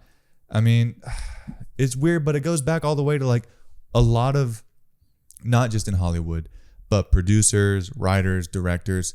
It's like not only just Freemasonry, but they're like all connected. There's like a lot of like blood relatives, like what was it? David Spielberg was like some uncle or something to Drew Barrymore. Mm-hmm. And she has joked around on a talk show host before about like eating babies, like all this other, like this is all such weird stuff, dude. This like, there is something going on. Oh yeah, definitely. And we're not, we can't know. Well, I think we want to know. I think we don't know, but we do know. Like they're like telling us, we're so our brains are this small, in my opinion.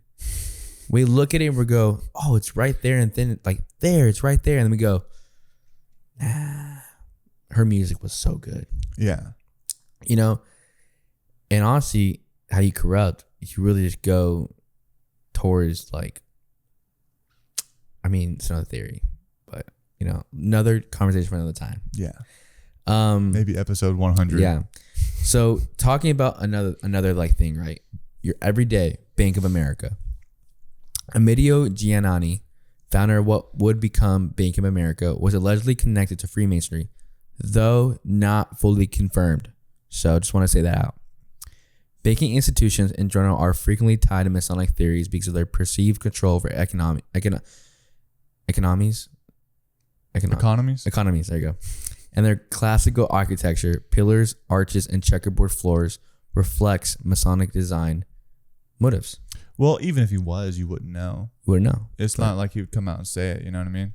Well, the origin, right? Emilio Giannani, founder of Bank of America, originally Bank of Italy in 1904, wasn't confirmed to be a Freemason, but he operated in San Francisco, a city with heavy Masonic influence. Many of his business peers and early investors were members of fraternal orders, including Freemasons. He helped finance Hollywood's Golden Age and Disney's early projects. Yeah. Hollywood and Disney. Yeah.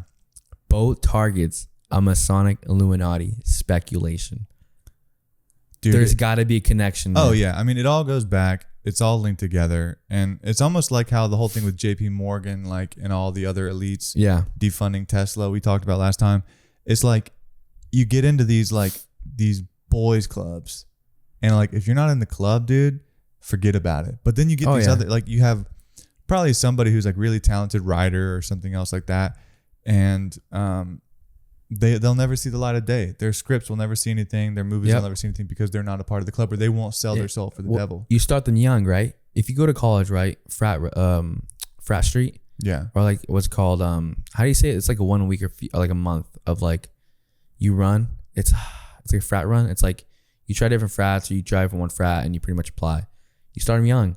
You teach them how it is in the beginning. Yeah. So when he gets older, and especially if you want to join something like this, Yeah, what is a Mason like youth program? That is so weird. It is weird. Oh, I have a question. So, you're religious, right? Yes. So you believe in the devil? Yes. Okay. Do you think like for instance, if you pray for something, to God that like to give you strength to power through something or to help cure something or whatever, do you think that God can supply that? Like that can help you get through something or give you the power to get through something or help? Like, can God like help you get through things like through prayer? Physically? Not physically, or maybe just like through almost like a manifestation, like manifesting. Yeah. Okay. I think so. So do you think that, not saying that is right what they do, but let's say they pray to the devil, these Satanist, Illuminati, shadow government, whatever, owl gods, all this other stuff. Yeah. We talked about before, old ancient like magic or whatever, and probably some of this stuff was like actually real, but it was like changed over time. Do you think these people that pray to like this devilish satanic being, do you think that like they could give you the power, like the devil could give you, like just the way that God does to the righteous? Do you think that they could supply you with like what you need to be successful or famous for the wrong reasons? Yeah. So I'm probably gonna piss off some Christians here, but let's get into it then. I think the devil can provide more, better results quicker, the easier path. Yeah, the easier path. When I say that, right, you can pray to God and you can manifest because you're going to work towards it, the good. Yeah. So you're ultimately going to reach it there in the long run, though. Yeah. But if you pray to the devil, right, he's going to give you immediate happiness, immediate access to like greed, lust. The issue though is that this is the issue with this. The devil can probably provide you a lot of what you find good in your early 20s and 40s. Right, but after that, you think more of your kids, think more of your like grandkids. You want all that, but eternally, he can't provide you that. Yeah. I mean, think about it, right? If I lived to 20 to 80 years old, right, and I worshiped the devil, and I had all the riches in the world, all that gives you everything that you asked for, everything physical realm. But if I go to after realm, oh, dude, I'm so fucked. Yeah, I'm screwed. And it's like these types of people. I wonder if they just have like, it's like how a child has a more powerful short-term payoff idea than like a long-term. Like if I were to ask one of my kids like, hey, do you want 1 jelly bean now or do you want 10 tomorrow? They would start thinking about it. Yeah. Oh, I really want a jelly bean. And they would probably choose the 1 jelly bean now because kids don't have an idea of like long-term. Yeah. Just like these people don't have an idea of like short-term happiness, short-term power, lust, all this stuff. I would sacrifice the long-term for that. Think about these celebrities, right, who are trying to look younger or stay younger. Yeah. Let me tell you why. Because they're afraid of what's after. Yeah. They're afraid. I think they're afraid. Well, it's like the whole thing of like aging is like, it's like a slow and steady reminder that death is coming. Well, yes, but if you truly believe in the devil, if you truly do, right? Yeah. You have to believe in God. You have to believe in angels. I mean, the devil is not Lucifer. Lucifer's Lucifer. Satan's Satan. The devils are pretty much God's, like God has angels, right? Satan has his devils. Yeah. Right? But if you believe in the devil, you have to believe both, in my opinion. Now, I think they're trying to find a way to live older. Because in the physical realm, they got it all. And I'm not saying every Hollywood celebrity believes that they sold their soul to the devil. I'm not saying that either. No, I'm not either. But what I'm saying, though, is the people who do. But I think there's some. They're trying to live longer on this planet. Yeah. Because they know what's coming. Well, dude, that's why another future episode, we're going to get into some crazy Hollywood, like what I would consider pure evil to stay young. You know what I mean? Like, well, I mean, like they do things that I think is pure evil to stay young. I mean, God never. I mean, and for everyone who wants like a boob job or butt job, that's on them. But God didn't make that. God did not make that in your own image. God made who you are. Yeah. I mean, you're trying to be someone who you're not.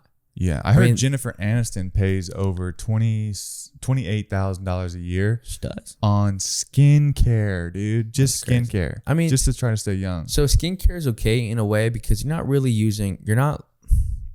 I think that's called just taking care of your body in a way. In my opinion. Okay. But a boob job and a butt job are a little two different things. I mean, you're cheating the process. In a way. I mean, kudos to everyone wants that. I'm not hating on you. I mean. Some of y'all look amazing. So yeah, and I guess it's pretty much just like dyeing your hair or like wearing colored contacts or you know, like I guess yeah, I mean, you know, dyeing your hair can be like an art. I mean, you or can a tattoo, getting a tattoo. I mean, it's against the Bible to have a tattoo. It is. Well, I mean, like, is it really? Yeah, it is. I mean, you can't have a tattoo. Oh. I mean, blurred. I mean, can you get a branding? Can they kind of brand you? I don't know. I don't know the answer. Yeah. I mean, the issue though is I have with the question you had is people who pray the devil and who worship the devil do want to have immediate actions. In the long run of it, when it comes to eternity, I mean, I think Jesus weeps. I think, in my opinion, I think Jesus or God cries, not because, I think he's more sorry for us. Like he's sorry for you. Like you have the option to believe me, but you're choosing ultimately to serve an Illuminati or a Freemason. That my main thing is like, I just want to know. Not that I would do this, but I just want to know when they go out in these robes to Bohemian Grove and they pray to this owl god, are they actually channeling some kind of energy? Dark energy, like dark energy. Yes. And like, does that actually create success? You know what I mean? Because like, I feel like Doja Cat was signaling, and there was a great song I listened to the other day by REM. I forget what the one, but it was like, it was such a great song. And to me, like I listened to it and I listened to it again and again and again. And I was like, it felt like he was reaching out to the Illuminati, like the things that he was saying. And then I watched the music video and I was like, dude, this is weird. It was like all this religious stuff. And it was basically talking about that. Like it sounded like he was like the Freemasons, like, we don't invite you. You have to be asked. So I feel like these musicians, especially, they come out and they create a song where it's like almost like, can I join? Yeah. And then maybe they'll allow you to, maybe not. Yeah. And I think the devil controls, honestly, in this world. The physical realm he controls because we're tempted for sin. Yeah. But he doesn't control the people who are not tempted and wants to stay close to God. But a lot of us are corrupted. A lot of us, even, you know, us regular people, we are. Yeah. I mean, that's why Jesus weeps, because he knows that, like, in his eternal life, he's not going to see you in heaven. He's just going to, like, I mean, you don't want me, bro. Like, you had all this physical world to do things in the good. And you know how you could, like, corrupt the devil in a way? How? How to piss him off? How? If you, I mean, this is not, like, I don't know if it's possible. Like, if you sold the devil, right? Yeah. Have all the money in the world. Yeah. You don't spend one dime of it. Yeah. Instead, you use it for, like, poor people. Oh, for good? So, yeah, you're manipulating the devil in a way. I feel like in the contract, you'd have to be like, now you work for him. To sell your soul, now you're under his control. Or you, like, just manipulate him. Manipulate. I mean, you'd be like, I'll sign it, but then you don't do it. And, like, you just donate last second. So what if you already, this is kind of a little off topic, but what if you already, like, gave your soul to Jesus and then you turned around and you were like, you only have one soul, right? And then you're like, oh, I want to sell my soul to the devil. But your soul is already, like, or if you sell it to the devil, can I turn around and sell it to Buddha? Well, you can't sell your soul to God. You can give your soul to God. You can't sell it. Okay. God's not going to sign a contract with you because you have free will. So if you already gave your soul to God and then you were like, just for funsies, I want to go try to sell it to the devil because I already know God has it. I'm not going to attempt it. He wouldn't purchase it. No, because you're doing blasphemy against the Holy Spirit. So God would just give it back. I think everybody in the Freemasons who are evil. I'm not saying all Freemasons are. No, I don't think so. And like the Illuminati, though, I will go against every time. Because the Illuminati prophesizes the worship of the devil. Yeah. And you see in everyday's life. I mean, dude, you see and when we everywhere. talk about a one world order and all the songs that talk about it, especially like old school Lil Wayne, Eminem talking about it, and then we talk about like Project Bluebeam and stuff, which kind of goes into the New World Order and all.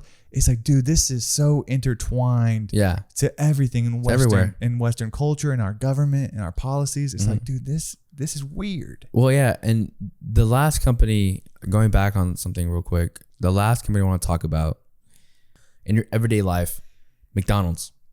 So the Golden Arches, so it's a stretch, but it's out there, especially in blogs. The Golden Arches are sometimes compared to Masonic arch symbolism, also tied to false claims about satanic rituals or numerology by extreme conspiracy blogs. The Golden Arches themselves have been compared to Masonic symbolism by conspiracy theories. Masonic arches or pillars are a key element in Masonic lodges. symbolizing entrance to a secret space or a gateway to hidden knowledge. The golden arches are said to mirror this idea, a symbol of entrance to a special world, in this case, the world of fast food. It's a stretch, but it's visual similarity as field theory. Numerology and hidden messages. The number 2 has been pointed out by many theorists. The golden arches from two connected M's, which is linked to the number 2, and some theorists argue that this has numerological significance tied to Masonic rituals. Yeah, 3 is a Masonic number, and it looks like a 3. Kinda. Well, 2 is 2. Well, it looks like a 3. Yeah. Like you turn You're right. Like an M. Yeah. So other interpretations link the arch themselves to the arches of Freemasonry, which are said to represent both entrance and spiritual journey. The classic McDonald's building designs, especially in the early days, have been compared to Masonic lodges. Checkered floors, black and white, often seen in Masonic lodges, can sometimes be found in McDonald's restaurants, especially in early locations. Yeah. Columns and arches are standard architectural elements in Masonic temples and lodges. The Gothic arches are Baroque elements found in some older McDonald's buildings, are considered by some to be part of the Masonic traditions. Now, Ray Kroc, the founder of McDonald's, was he a Freemason? Ray Kroc, who transformed McDonald's into the global powerhouse today, is often discussed in Freemason conspiracy theories. There are no confirmed records, I'll say that outside, of Kroc being a Freemason, but he was a businessman with significant connections to powerful people in various industries. He was a member of the Elks, another fraternal organization, but not directly connected to Freemasonry. So, like you just said, the letter M points to MC in McDonald's itself, interpreting as reference to the M Masons. Yep. The number 33 is significant in Freemasonry. It's the highest degree of the Scottish Rite, and 33 items have appeared in McDonald's menus and promotions at various times, sparking connections. 33 menu items. That's what they have? I mean, now probably a little different. They have a lot. But, yeah. I mean, probably in an early time, yes. Cultural influence of Freemasonry. Fraternal organizations, including Masons, have had significant influence on many American businesses, including McDonald's. Freemasonry ideals of brotherhood, loyalty, and service align with McDonald's corporate philosophy, which is centered around customer service and community building. Now, this is probably a good example of Freemasonry, honestly. This influence may be indirect, but is worth mentioning as part of a larger pattern of business success being intertwined with fraternal networks. I mean, community service in general. Yeah. Which on the surface, put a smile on the face. Yeah, like on the surface is not bad. Yeah. Not bad. So that's McDonald's in a heartbeat. I mean, it's very possible. It's a far take. It's a far conspiracy theory. It's, you know. I mean, to me, that one's not even like bad. Because I mean, like when I look at McDonald's, I think of like, you know, it's pretty much just it's just capitalism at its finest. You know what I mean? Like McDonald's, especially branching out into like all these other countries and stuff, but not necessarily in a negative way. Like I don't think like, I don't know enough, but I don't know if McDonald's is running some huge conspiracy. Yeah, I mean, like Disney, or Bank of America. I mean, it's all theories, like I said, but having connections to people who are part of Freemasonry, I don't think they'll do work with people who are not part of Freemasonry. Okay, so yeah, it's basically like climbing this capitalist ladder. Yeah, like you join the cult or get out of the way. Yeah, it's like, I'm not going to give you money if you're not part of my group. I mean, yeah, it's and rising to the level that they're at now. I think they're the number one restaurant in the world. I mean, they have some good food items. They make chicken. Yeah, I mean, it's good. They got kids meals. They got play places for the kids. Yeah, I mean, you know, it stays relatively cheap over the years. So, yeah, I mean, it makes sense though that being within this cult would give you like a supply of resources to grow to that level. So maybe that's what it is to be able to grow to that level. And like I said, maybe what was his name? The guy that created it, Ray Kroc. Ray Kroc. hey, maybe he's not even a bad guy. You know, like we said, there's good Freemasons, and then there's a whole nother level of corrupt ones that I believe. But yeah, I mean, maybe the guy's not a bad guy. Maybe he was a Freemason. Yeah. Not necessarily a bad one. No. Yeah. So, I mean, lots of powerful men in the 1800s and 1900s were Freemasons. So their fingerprints are everywhere in governments, corporations, architecture, and even logos. But saying a whole company is Masonic today, that's more of a myth than fact, we got to say. Yeah, I think that it's impossible, especially going up through the corporate ladder of like, you know, you've got so many different teams. You got marketing, like HR, sales, all this stuff. It's like, dude, it would be impossible to have an entire company of Freemasons. Yeah. But when you got one guy at the top who's like orchestrating it all, I'd say it's more than likely that maybe even I would say a majority of these major companies, like top companies in the world, are probably in the Western side. Yeah. Freemasons. And you got to ask yourself, of all the evidence we brought you today, is it all true? Yeah. I mean, you have to decide yourself. I mean, Freemasonry created a powerful and elite network, and those networks helped shape the early stages of many modern companies. So, are the Freemasons capable of a secret overlords? Probably not. But are they fascinating? Absolutely. Oh, dude, they're so fascinating. Yep. And I think after the conversation we had today, I think you should open up the curtain, look into the world, and ask yourself, what am I going to see today? Yeah, dude. And I'm constantly like, after you learn about it, it's interesting because you start to see it everywhere. Yeah. Like you'll see it in commercials. You'll see it like at the Oscars, at the Grammys. You just see it everywhere, and especially in like movies and in music videos and in songs. But just open your mind, think about it. And like whenever you go into your next, like you want to watch a music video or you want to see like a new movie, they're there. And like I feel like the hints are always there. And it could be a hint to some giant event that's going to happen in the future. Who knows? You know what I mean? I mean, I think it was an awesome topic to talk about. I think I've been more knowledgeable now of Freemasonry and Illuminati. Both. Yeah.